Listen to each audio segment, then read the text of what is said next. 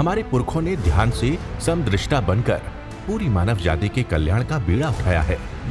आइए आचार्य भगवान डॉक्टर शिव मुनि महाराज साहिब के सानिध्य में हम भी महान आत्म ध्यान अनुष्ठान का हिस्सा बने।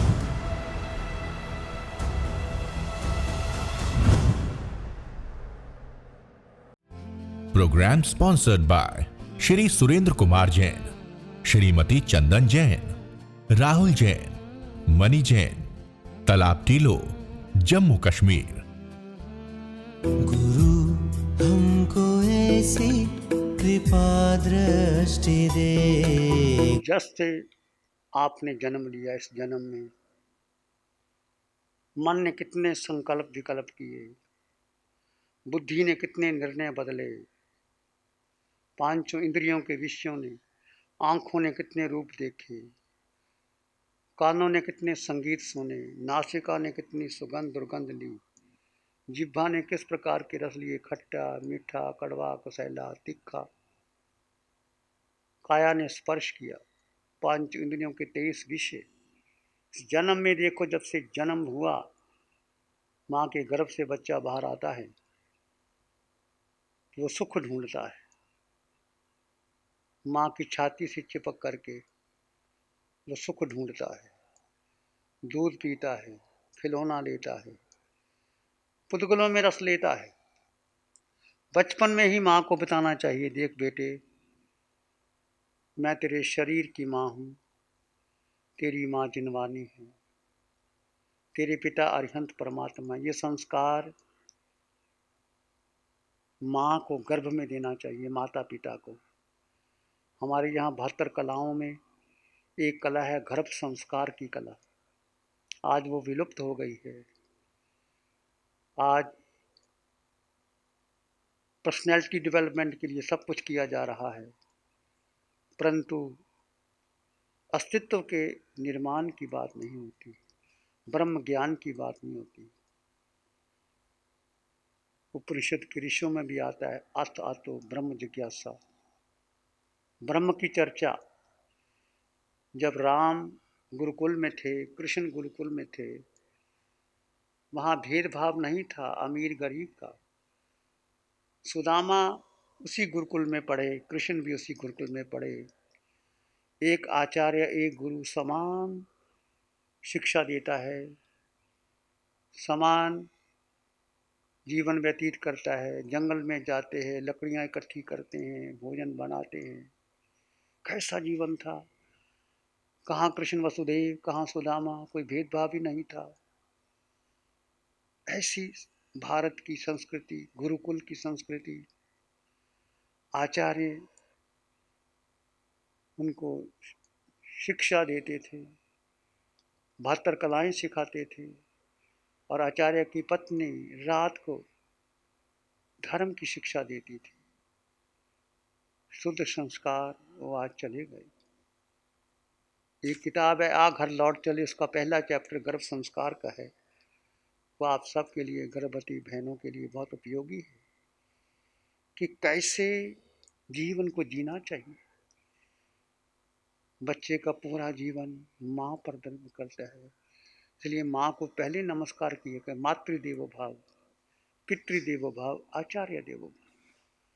माँ का पूरा जीवन तपस्या का जीवन है। माँ की कुक्षी में तीर्थंकरों का जन्म होता है, और तीर्थंकरों के माता पिता भी मोक्ष जाते हैं। वो माँ, त्रिशला माँ, रेवती माँ, उच्च कोटि के संस्कार देना ही चाहिए।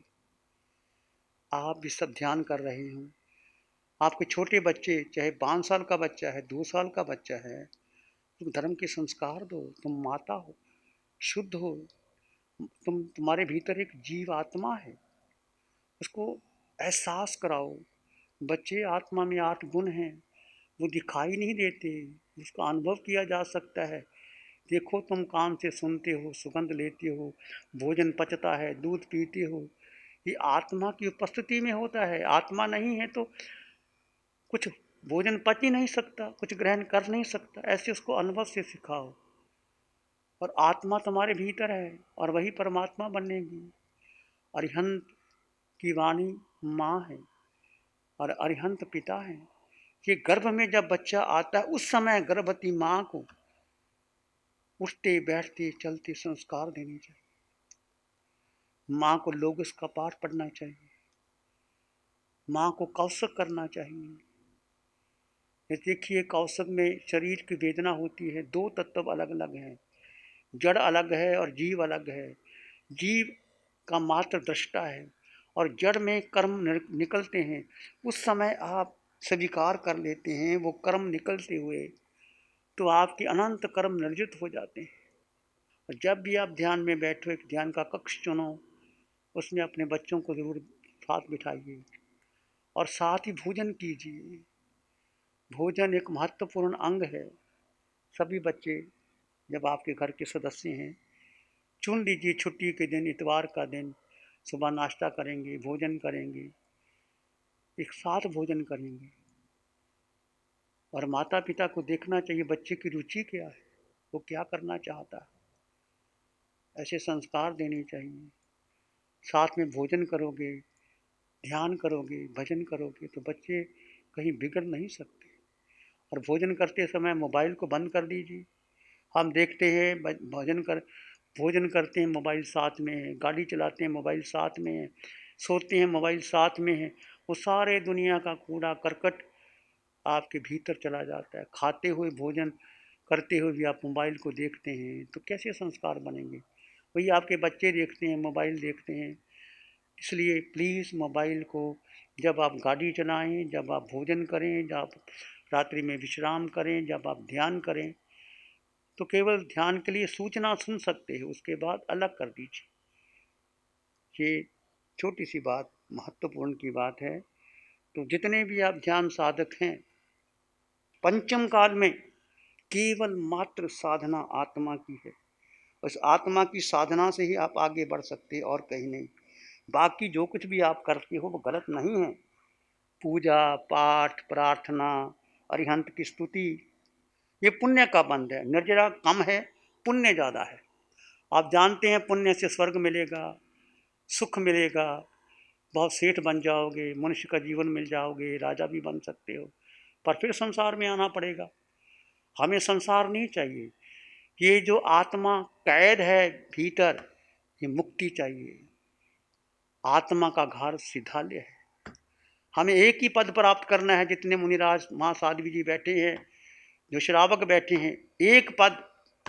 कौन सा पद? सिद्ध पद।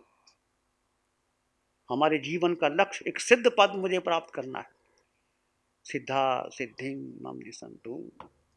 यदि आज आप लक्ष्य बनाएंगे तो धीरे धीरे आप आगे बढ़ जाओगे। जीवन में जितनी भी आयु है आप इसमें जुड़िए।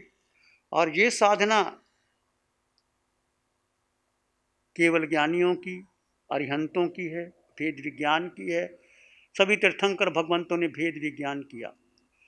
चाहे महावीर को देख लीजिए, केशर कुमार गौतम को देख लीजिए, और वो राजा परदेशी और केसी शर्मन ने कैसे भेद विज्ञान किया।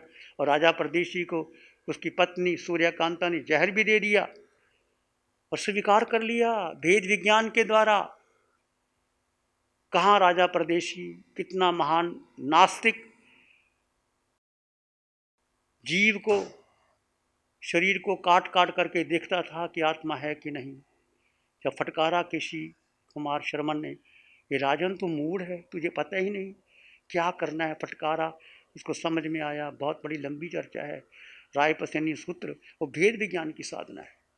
महावीर ने भेद विज्ञान की साधना गंधर गौतम को दी है। गौतम, तुम्हें आत्मा पर शंका है। और यही साधना भगवान ऋषभदेव ने 99 पुत्रों को दी। जब 98 पुत्र आए थे भगवान के पास कि हमें राज्य दो प्रभु, भरत राज्य नहीं देता, तो भगवान ने एक सूत्र कहा था, संबोधि संभुज संभुज किम न बुझा, संभोहि खलु पे दुल्ला, नो हुवनमंती रायो, नो सुलभम पुनराविजय। संबोधि को प्राप्त करो हे पुत्रो। संभुज संभुज किम न बुझा, संबोधि का प्राप्त करना बहुत दुर्लभ है। नो हुवरमंती राइयो नो सुलभम पुनराजी, ये दिन और रात वापस नहीं आएंगे। एक सूत्र से 98 पुत्रों को बोध हो गया और राज्यपाट छोड़ करके दीक्षा ले ली। भगवान ऋषभदेव ने 98 पुत्रों को बोध दिया था और उसको जो कौशक में खड़े थे बाहुबली, उनको भी बोध दिया था, तुम इतना तप तो कर रहे हो पर अभिमान छोड़ दो। ब्राह्मी सुंदरी ने बोध दिया था, वीरा मारा गज थकी केवल ज्ञान न होए। सारी साधना देखिए भेद विज्ञान की है। सूत्र पढ़ लीजिए, आचार्य का सूत्र, पहला ही सूत्र सोहम। आचार्य भगवान आत्माराम जी के अनंत उपकार हैं, उन्होंने जो सूत्र लिखे हैं, व्याख्या दी है, दशवें कालिक, उत्तराध्ययन, सारे सूत्र, महान सूत्र। आचार्य भगवान लगभग 30 वर्ष तक लुधियाना में बैठ करके उन्होंने पहले अपने गुरु की, आचार्यों की सेवा की, शास्त्र लिखे। ऐसे शास्त्र आज विश्व में नहीं मिलते। जर्मन स्कॉलर भी इस शास्त्रों की डिमांड करते हैं। तत्वार सूत्र जैनागम सुमने, आचार्य भगवान आत्माराम जी कहते हैं ये हमारा सूत्र है, स्थानकवासी परंपरा का जो मानते नहीं थे। ऐसे महान आचार्यों की अनंत कृपा हम पर है। तो वो सारी भेद अब हमें भी समझ में आने लग गई।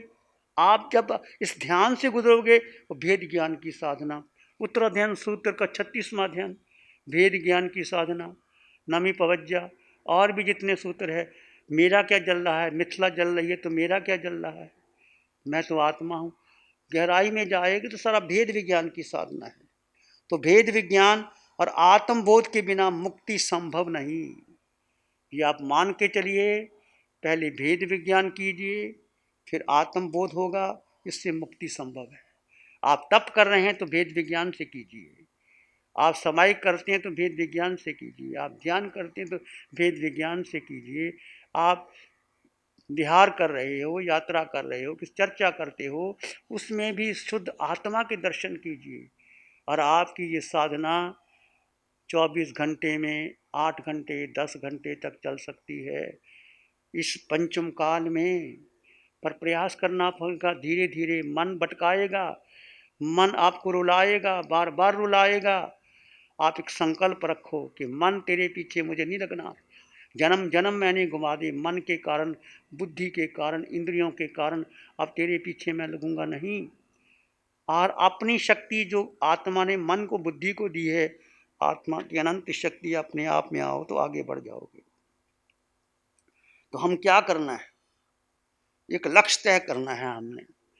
संसारी एक लक्ष्य को लेकर उठता है कि व्यापार बढ़े, धन बढ़े, रोगी निरोग होने का लक्ष्य रखता है। किसी के पास रोग है, वो समझता है कि मेरा रोग ठीक हो जाए। एक विद्यार्थी का लक्ष्य रहता है कि मैं पढ़ूं और ज्ञान प्राप्त करूं और उच्च पद प्राप्त करूं, अच्छी नौकरी मिल जाए। साधु धर्म की आराधना का लक्ष्य लेकर उठता है, धर्म की प्रभावना का लक्ष्य लेकर उठता है, तपस्वी तप करने का लक्ष्य निर्धारित करता है। परंतु एक आत्मार्थी का लक्ष्य भिन्न है। एक आत्मार्थी साधक का लक्ष्य है, वह अपने में स्थित रहने का लक्ष्य लेकर उठता है कि मैं अपने में स्थित कैसे हो जाऊं, स्व स्थिति।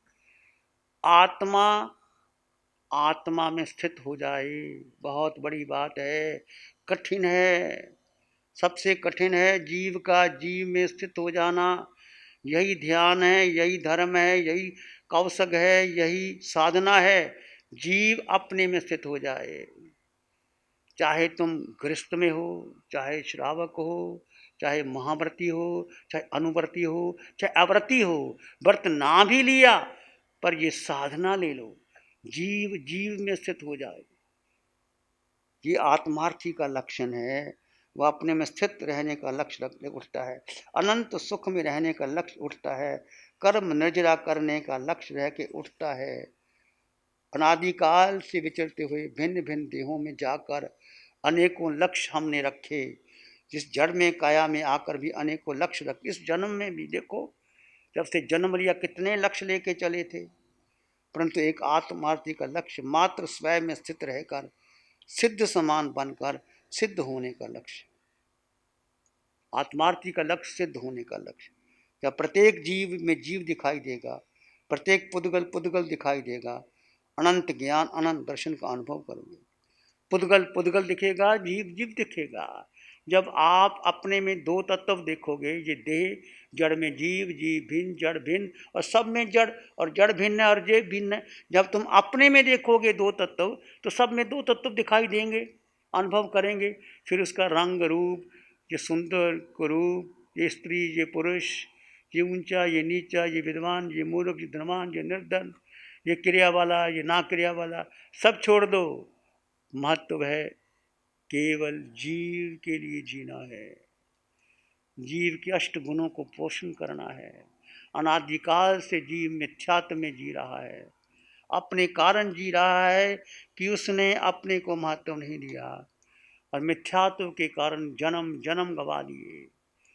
अनादिकाल से निगोद में पड़ा हुआ जीव, मैं और आप, कैसे निगोद से निकल करके पृथ्वी, पानी, अग्नि, वायु, वनस्पति, बेंद्री, तेंद्री, चिरेंद्री, पचेंद्री, देखो सूत्र पढ़ करके उत्तराध्यान, कैसे असंख्यात काल बीत गए। वनस्पति में अनंत काल बीत गए, निगोद में बीत गए, सातों नरकों में जाके आए, कितनी वेदना सहन की है। जीव का बोध नहीं था। यदि जीव का बोध भी आ जाए तो जीव कहीं भी चले जाए, चाहे पशु योनि में चले जाए, या मनुष्य चला जाए, या नरक के निर्या बन जाए, पर जीव का बोध आ गया तो मोक्ष जाएगा, सिद्ध गति में जाएगा, निश्चित निश्चित जाएगा।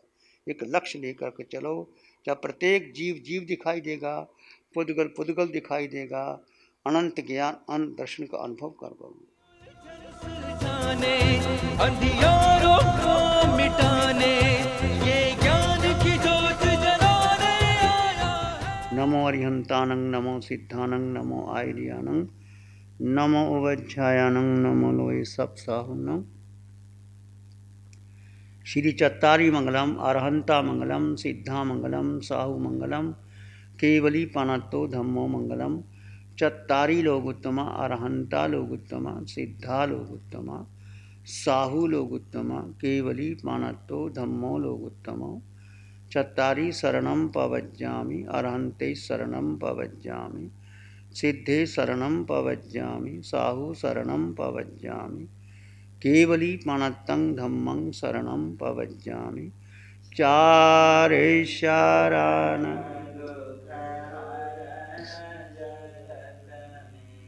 और शरण